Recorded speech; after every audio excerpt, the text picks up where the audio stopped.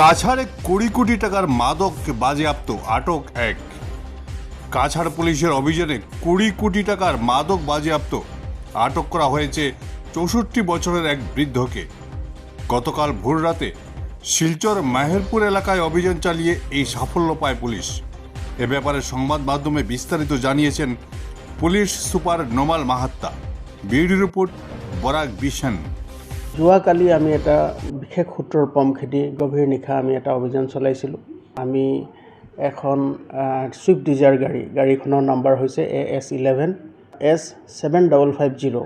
এই ছুইফ্ট ডিজায়াৰখন আমি গাড়ীখনক ইণ্টাৰচেপ্ট কৰোঁ আৰু যেতিয়া আমি গাড়ীখন ৰখাবলৈ চেষ্টা কৰোঁ তেতিয়া পুলিচ কৰ্মীক আঘাত কৰি তেওঁ পলাই যাবলৈ গাড়ীখন চেষ্টা কৰে আৰু তেতিয়া আমি সেই গাড়ীখনৰ অনুসৰণ কৰোঁ আৰু অনুসৰণ কৰি গাড়ীখন যেতিয়া আমি ইণ্টাৰচেপ্ট কৰাৰ পাছত তাত এজন ব্যক্তিক আমি পাওঁ আৰু সেই ব্যক্তিজনৰ নাম হৈছে ৰাজা মিয়া বৰভূঞা। তেওঁৰ ঘৰ হ'ল মইনুল হক চৌধুৰী লেন, মেহেৰপুৰত।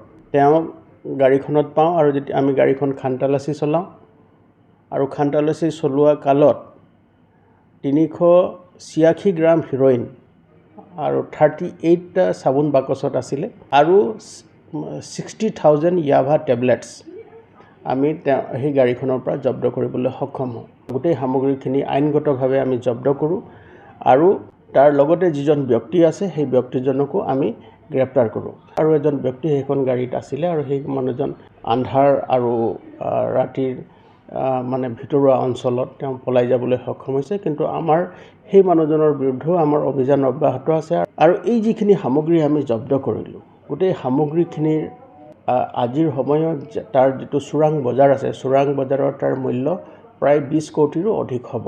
এই সামগ্ৰীখিনি চুবুৰীয়া ৰাজ্যৰ পৰা এটা ভিতৰুৱা ৰাস্তাইদি জিলাখনৰ ভিতৰত সোমাই আহিছিল। ইয়াৰ মাধ্যমেদি চুবুৰীয়া আন জিলালৈ লৈ যোৱাৰ তেওঁলোকৰ পৰিকল্পনা আছিলে। গতিকে আমি এই বিশেষ সূত্ৰটো পম খেদি আমি ধৰিবলৈ সক্ষম হ'লোঁ।